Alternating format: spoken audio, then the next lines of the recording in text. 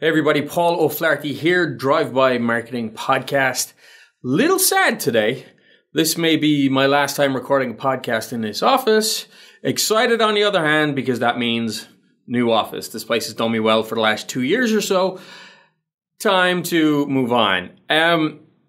What I did want to talk about today, though, most importantly, is I want to talk about email marketing. It's 2015. 2016 is rapidly approaching. And depending on who you talk to, the future is Instagram, Snapchat, everything is social networks. And that's fine. That is absolutely 100% true.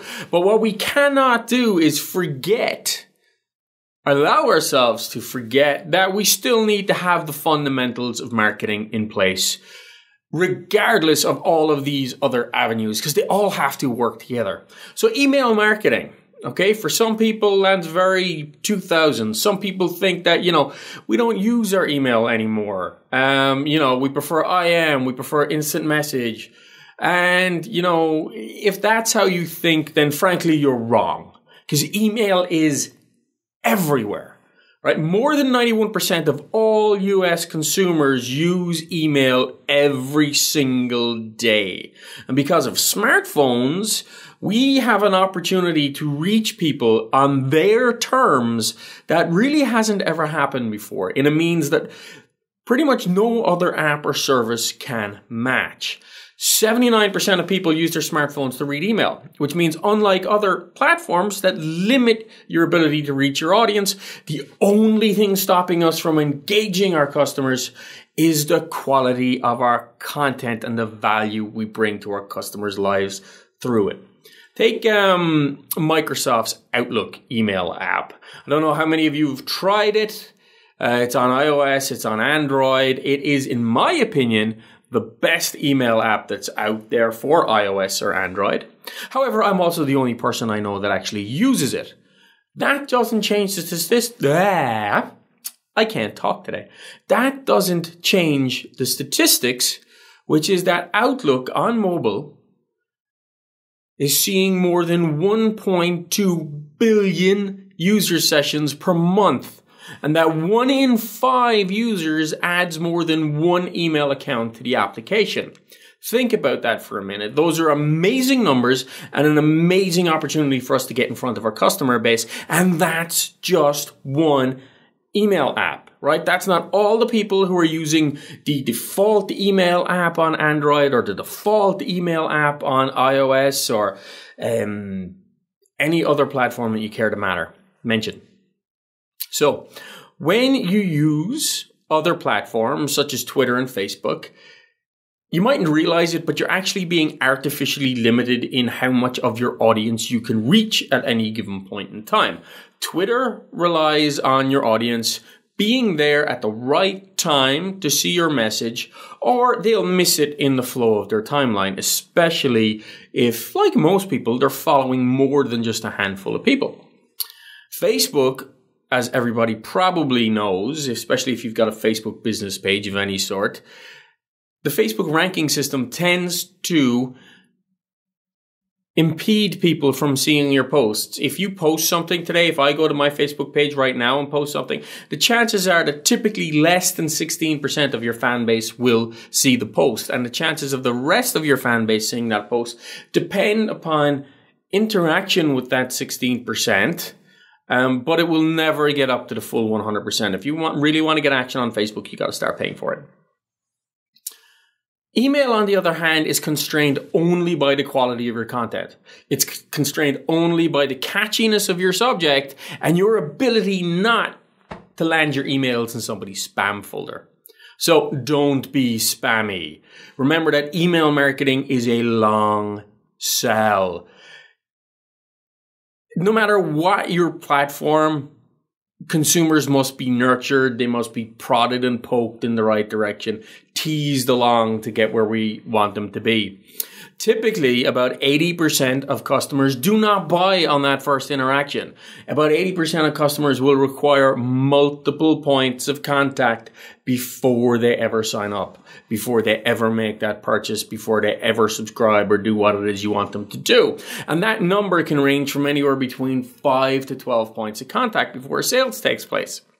And that makes email the perfect platform for that kind of engagement, because when I send an email and it sits in your email inbox, it's still there a couple of days later, or weeks later, whatever, depending on how heavy your email usage is, there's a lot bigger chance of it actually being opened or engaged with.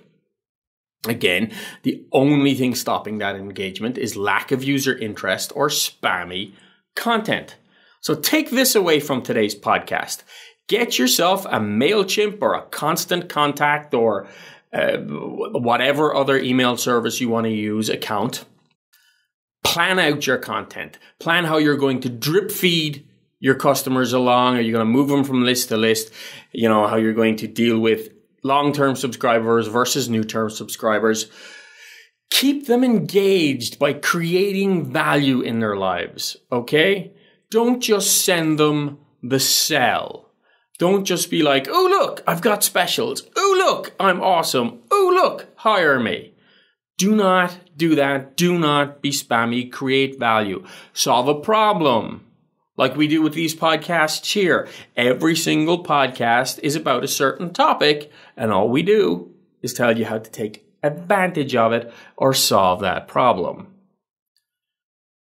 Do not resort to being spammy. Don't send buy this now emails. Just don't do it, okay?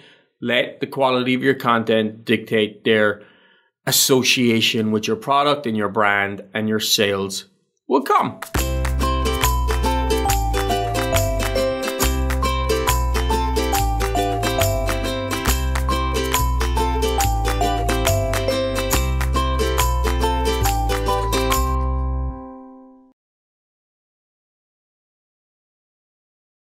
Hey guys, this is Mehek, toponlinebusinessqueen.com, and I'm actually going to shoot a very short video today talking about solo advertising, which is also known as like email marketing. And if you don't know what it is, let me just explain that to you very quickly. Now, you're probably aware, if you're wanting to make money online, if you're an online marketer, then the whole way that you actually make money online is by generating leads. Without leads, your business is non-existent. I mean, yeah, maybe in the short term you can make some money, but you know, your leads is what you really need to build a consistent sort of relationship with people who want to work with you, and then in the future they'll buy from you again and again. So solo ads is basically, in a nutshell, when you're going in to other internet marketers' lists. So it's very important that you get people who are targeting people who want to make money online, internet marketers, home businesses, that sort of genre. And you really want to go in there, send all of their followers, people that are following them, an email broadcast. So the way you go about this, you contact the person who's the owner of the list, so maybe an online marketer. You contact them and say, look, you know, I want to send out a message to all of your list, your followers, you know, how much would you charge? And then they tell you their prices. They probably give you packages in terms of clicks. So it would be for 100 people that clicked that message and went to your website. So you're definitely getting 100 people that are looking at your message. Then, you know, it's up to you how well your page converts, how well that you actually generate the people from getting the leads, looking at your page, to actually putting in their name and email address onto your website. So it's very important you send them to a lead capture page, by the way. You don't send them to a blog, you always send to a lead capture page so that you can follow up with them, and then you've got that database of email, you know, email leads. So usually the list packages go from 100 clicks, 200 clicks, 500 clicks, all the way up to maybe 1,000, 5,000 clicks, depending on, you know, how well the marketer is doing and how big a list they've got. So you're basically getting a very good opportunity to get targeted people looking at your message. So, you know, it's very important that you stand out from the crowd, because you've got to remember like the way that you're actually paying for people to look at your page, other people are doing the same thing. So you have to really stand out. You know, these people that are looking at your page are probably used to online business opportunities or making money online. So you really have to give them something special and stand out. So I hope that you found this very informative. It's very short, like I said, but if you want to find out more about how I can help you, what I do, how I make money online, you can visit the website below, and I will see you there. Thank you.